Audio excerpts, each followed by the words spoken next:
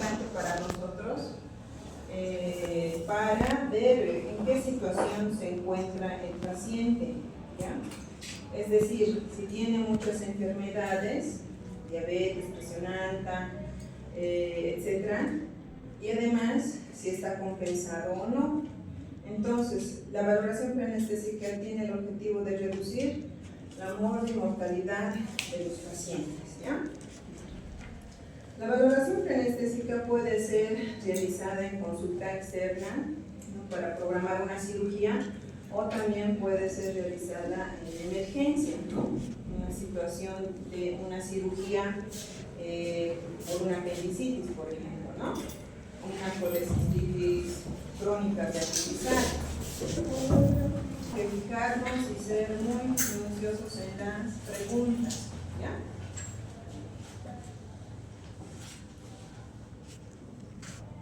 Y tener una rápida recuperación del paciente, ¿ya? Si está descompensado, por ejemplo, su diabetes o su presión alta, pues mandaremos a endocrinología o a cardiología para que compense su presión o su glicemia, ¿no? Porque no pueden entrar a una cirugía programada con, digamos, con hiperglicemia, con presión alta, ¿no?, porque eso le va a conllevar complicaciones, ya sea en el intraoperatorio o en el postoperatorio. Entonces vemos ahí un tipo algoritmo con una guía de pasos, que es el mecanismo por el cual pues se realiza lo que es esto de la valoración preanestésica, ¿no? Como se ve en la imagen, vamos a ver si se va a proceder a la cirugía o se va a retrasar la cirugía, con todos los datos que tengamos en la consulta, en la anamnesis, en la revisión, todo eso, ¿ya? Entonces, vamos a retrasar la cirugía cuando digamos, tengamos que realizar una optimización de la enfermedad, como se le decía, diabetes, presión alta, o si tiene algún hipotiroidismo, etcétera, que esté descompensado, ¿ya? Vamos a derivarlo a otra especialidad. Y si es necesario, se le va a solicitar pruebas, ¿no?, especializadas. También vamos a ver que una vez que se lo derive esto al especialista para su compensación o su regularización, vamos a analizar si está preparada la paciente para la cirugía. ¿Qué vamos a hacer en este caso? Buen día. Buenos días. Se le va a dar instrucciones. ¿Alguno de ustedes se ha operado? ¿De apéndice, fractura, tal vez, alguna cosa?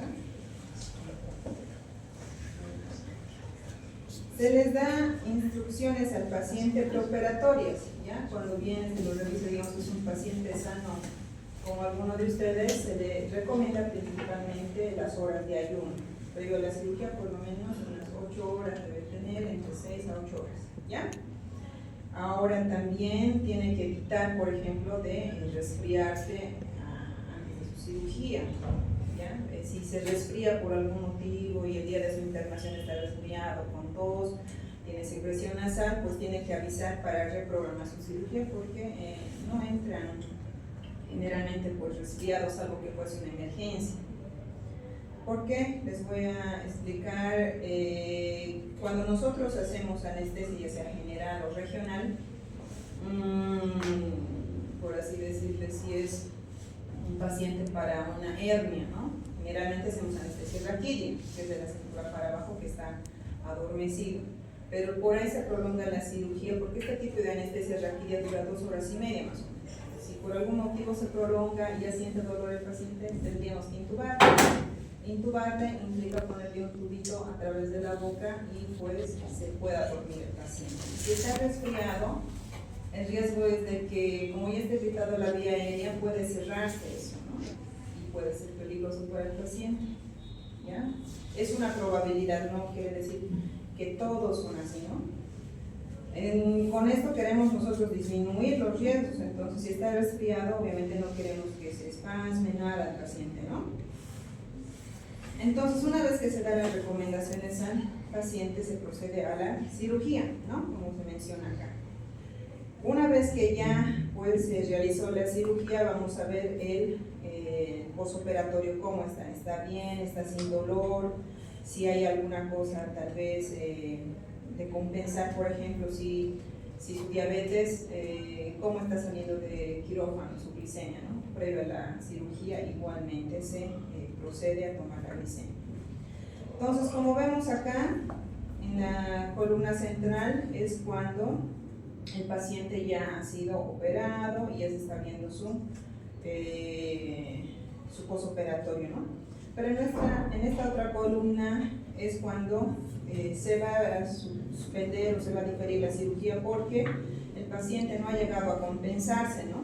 Sigue su glicemia alta, sigue hipertenso, entonces no se va a realizar la cirugía, ¿no? Para eso nos sirve la valoración preanestésica, para ver si vamos a dar continuidad o no a la cirugía y ver sus factores de riesgo, ¿no? Y también explicarle al paciente. Entonces, como ustedes ya saben, la anamnesis es muy importante, ¿no? Donde nosotros tenemos los datos del paciente. Y en este caso es un ejemplo de preguntas que se realiza. Hay varios formatos, eso depende mucho del hospital, de la clínica donde se está internando el paciente, pero el objetivo es, por ejemplo, preguntar antecedentes de enfermedades, ¿no? Antecedentes de cirugía, si ha tenido o no complicaciones, hábitos, por ejemplo, si consume bebidas alcohólicas o no consume, porque hemos visto que si tiene un consumo crónico, nosotros tenemos que considerar tal vez de utilizar ciertos fármacos o aumentar la dosis. Si es fumador, digamos, la recomendación en ese caso, si es fumador crónico, pues se le dirá que deje de fumar por lo menos unos 2 meses a 1 mes, porque cuando fuman de manera crónica son pacientes generalmente que tienen bastante expectoración, ¿no? Tal vez ustedes han visto algún familiar o alguna persona que si fuma todos los días siempre está tosiendo y escupiendo, ¿no? Entonces, si ese es el tipo de personas, si entramos al quirófano, esa misma secreción que siempre produce, en el momento de hacerle despertar va a producir igual. Entonces, con eso mismo se puede como que atragantar, tener dificultades para una buena ventilación, ¿no? Entonces, por eso se les recomienda que deje de fumar durante ese tiempo. Si toma, digamos, algún tratamiento, ya hemos mencionado de hipertensión, diabetes, hipotiroidismo, etc., ¿no? Si ha tenido también tuberculosis, si ha hecho tratamiento o no y actualmente cómo está. En cuanto a la cirugía, preguntamos si se ha operado, ha tenido alguna complicación de hemorragias o infecciones, si ha tenido la anestesia, ha tenido alguna complicación como ser dificultad para despertar o tal vez alergia a la anestesia o alguna cosa que ha pasado en sus cirugías previas. También en mujeres en edad fértil tenemos que pedir siempre la HCG, ¿ya? Si ver si está embarazada o no, porque a veces las pacientes, y más si son jóvenes, pueden ocultar su estado, ¿no? Entonces, ingresar al quirófano una paciente que está cursando el embarazo, obviamente ya no es una sola paciente, ¿no? Son 2 vidas ahí están. Entonces, eso se tiene que consensuar con la familia. Si es una cirugía de emergencia de un apéndice, obviamente eso no tendría que diferirse, ¿no? Sí o sí va a entrar. Entonces, eso siempre revisar en las mujeres, ¿no? Que están en edad fértil. Bien, ¿qué más?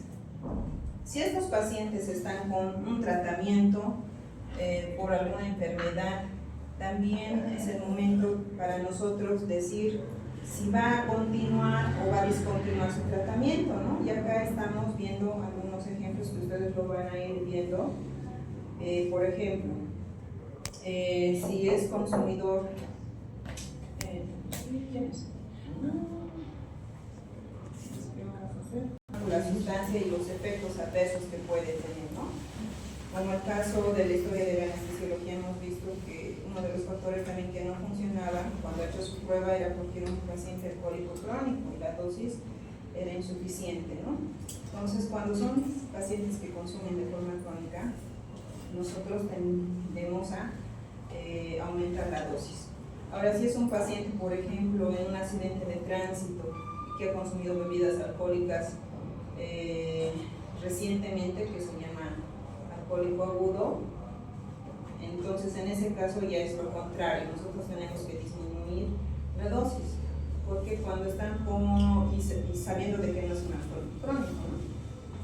Porque se puede potenciar ya también la anestesia, ¿ya? Bien, entonces, por ejemplo, aquí si es un paciente que está consumiendo tabletas de aspirina, el riesgo es el sangrado, es por eso que si consume medicamentos con una semana de anticipación, dependiendo de su enfermedad, nosotros le decimos que discontinúe, ¿no? Y aquí vemos algunos otros ejemplos que lo van a ir ustedes detenidamente haciendo la lectura, ¿ya? En cuanto al examen físico, si bien nosotros revisamos al paciente, hacemos la auscultación cardíaca pulmonar, la exploración total del paciente, más nos enfocamos y describimos la vía aérea. ¿Por qué nos interesa la vía aérea? Porque nosotros hay una posibilidad de que el paciente en algún momento sea intubado, ¿ya? Entonces la intubación consiste en colocar este tubito que se llama tubo endotraqueal, se introduce más o menos hasta la carina, ¿no? Por la tráquea, la carina, y pues esto se conecta a una máquina para que respire por el paciente, ¿ya? ¿Qué vemos en el paciente cuando nosotros los atendemos por consulta externa? Vemos sus características físicas, ¿no? Vamos a ver si va a ser difícil hacer la intubación o va a ser fácil intubarlo. Entonces, por eso dice aquí, identificación de la vía aérea, ¿va a ser difícil o va a ser de fácil abordar? ¿Ya? Sí. Y respecto al tubo que dice, es una medida general. En producir hipnosis en el paciente, ¿ya? Hipnosis, relajación muscular y lo que es la analgesia, ¿ya? Entonces, como el paciente va a estar totalmente relajado, no puede respirar por sí solo, es por eso que se lo intuba, ¿ya? Ahora, el procedimiento de intubar es una medida segura que nosotros tenemos, y más si dura más de una hora, porque no le vamos a estar ventilando al paciente una hora, ¿no? Aparte que es cansador y no es seguro, porque en algún momento, como está relajado, puede regurgitar algún contenido del estómago y eso irse a vía aérea y causar una neumonía, ¿ya? Una neumonía tipo química, ¿no? Porque el estómago tiene ácido, ¿no? Entonces, el hecho de intubar a un paciente se lo realiza cuando es anestesia general, ¿ya? Ahora, si estamos hablando de sedación, como se hace para procedimientos de endoscopía, por ejemplo, para toma de biopsia, en este caso generalmente se lo ventila, ¿ya?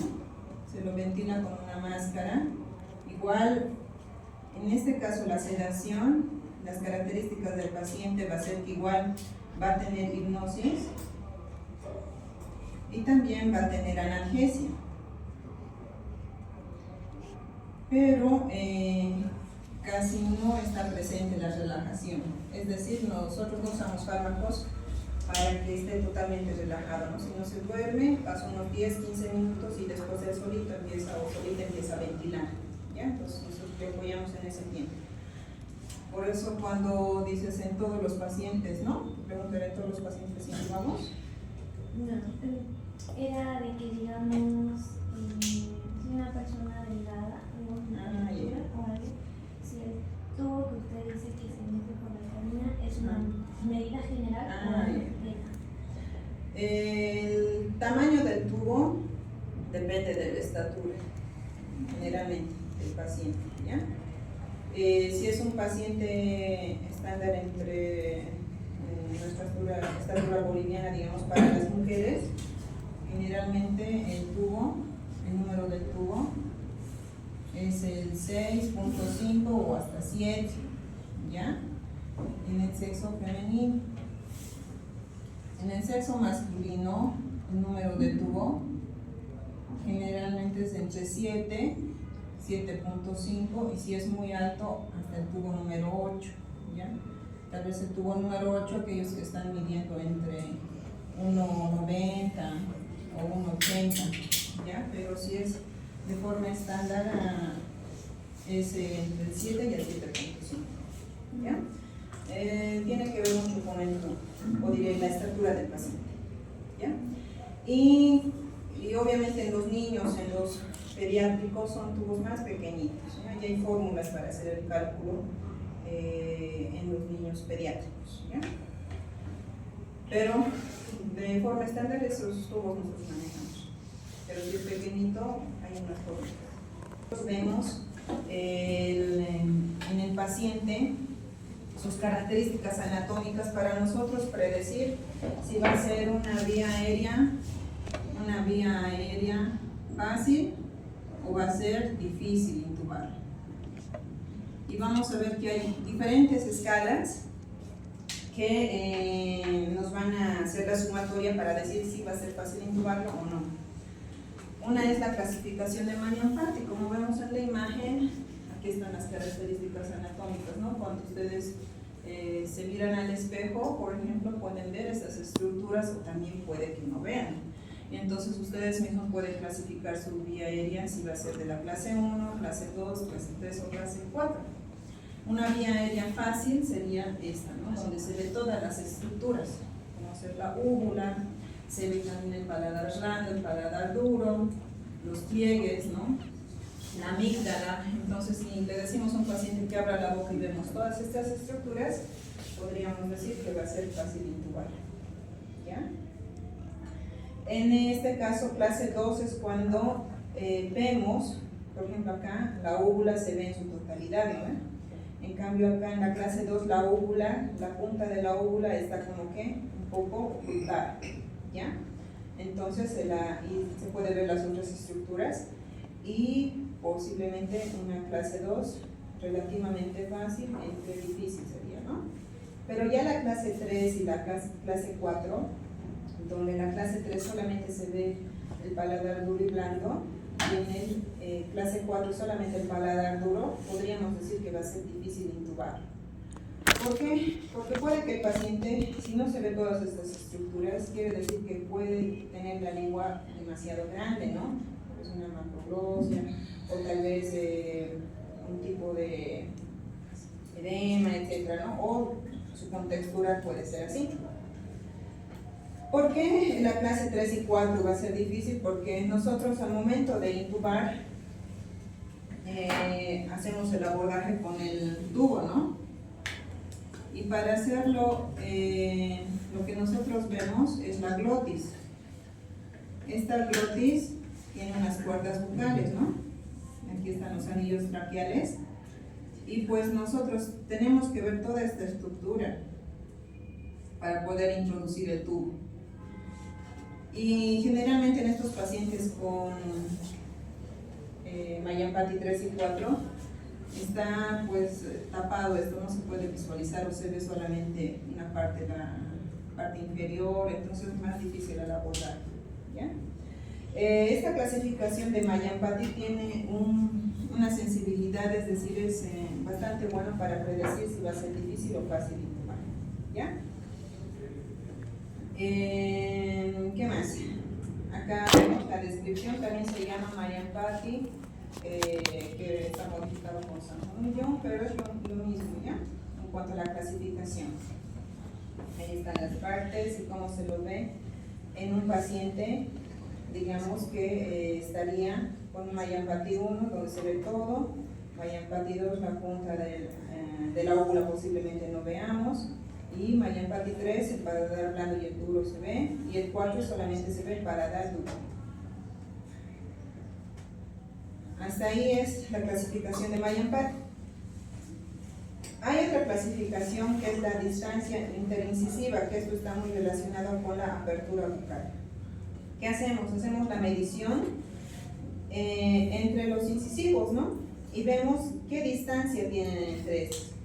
Si es más de 3 centímetros, va a ser fácil intubar, pero aquellos que tienen, digamos, una apertura bucal pequeña, entre 2 a 2.5, va a ser difícil de intubarlo, ¿no? Porque, como les he estado explicando, nosotros con el laringoscopio introducimos, ¿no? Para desplazar la lengua y el tubo. Entonces, si va a ser muy pequeñito, al introducir nomás el material, puede que ya nos quede menos espacio todavía para poder visualizar. ¿Ya? La distancia tiromentoniana, como se ve en la imagen, es la distancia entre la punta del mandibular hasta el borde superior del cartílago tiroides. ¿Qué se hace? Se mide a través ya sea de una regla y se hace la medición, ¿no? Ahora, obviamente no siempre estamos con una regla a la mano. Lo que hacemos nosotros es medir nuestros 3 dedos y ver si está, en este caso, por ejemplo, de mí mide 6.5, entonces lo que hago es hacer esto, ¿no? Del borde del cartílago tiroides hasta el borde mandibular. Entonces, si esto sobrepasa, quiere decir que ya más de 6 centímetros. Si le pongo a un paciente y está ahí y mi dedo está sobrepasando, quiere decir que es menos, ¿no? De forma rápida. Ahora, si tienen en el hospital una regla, pueden ir medir, ¿no?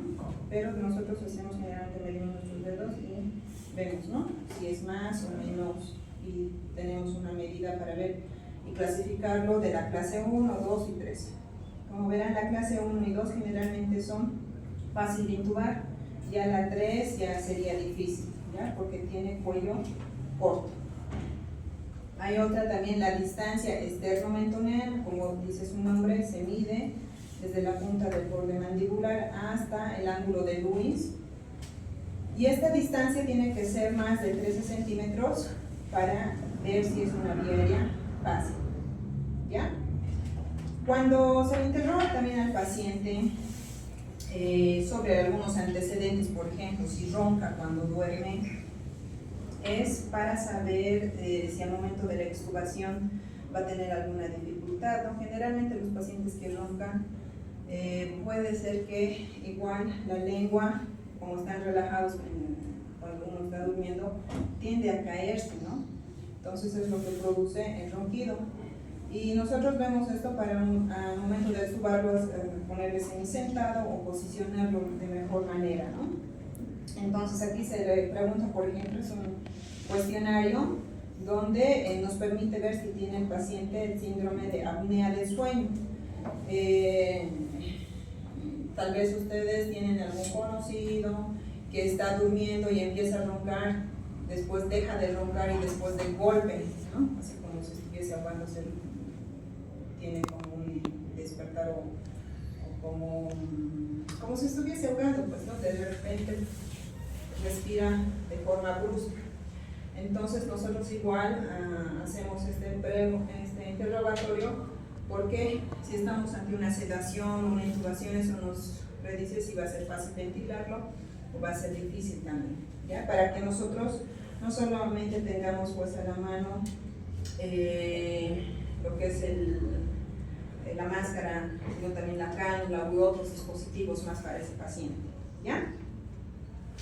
Como les decía, en esta imagen, todos estos predictores que hemos visto, Mallampati, distancia esternomentonana, o diretiromentoniana, etc., nos permite ver esto, ¿no? Cuando ya estemos en el momento de intubar, sí vamos a intubarlo fácil.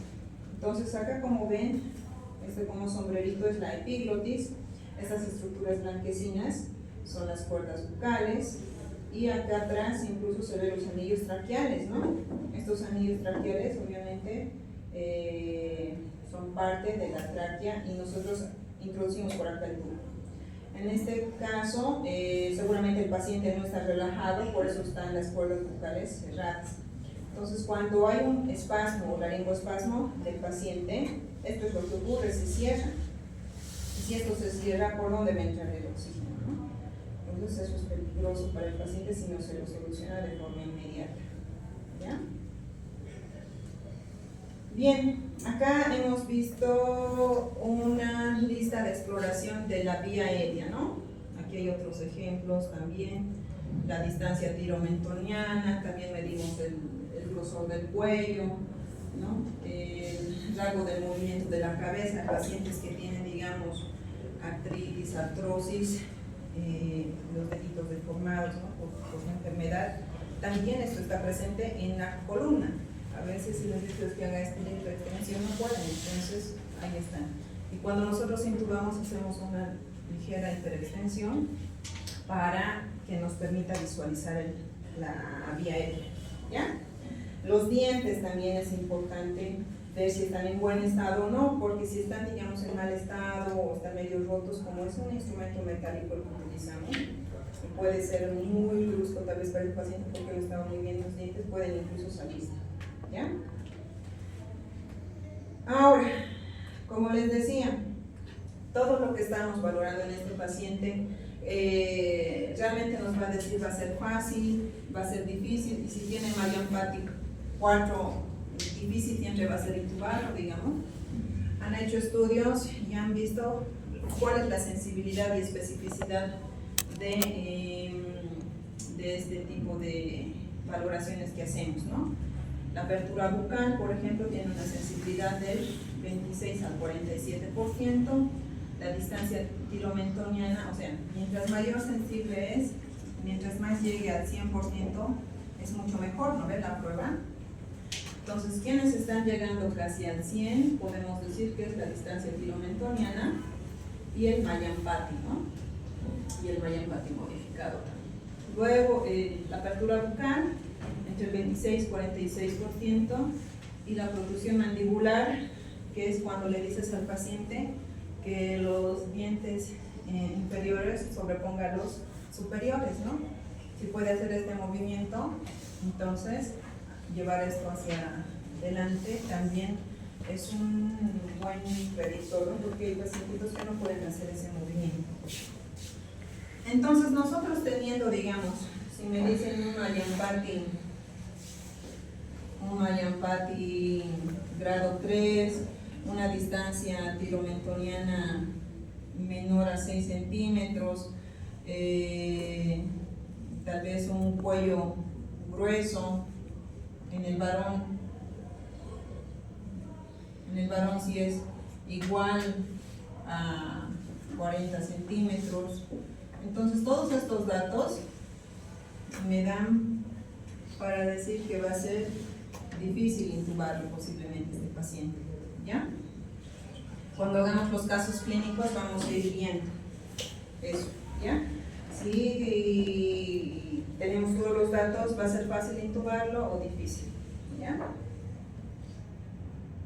Bien.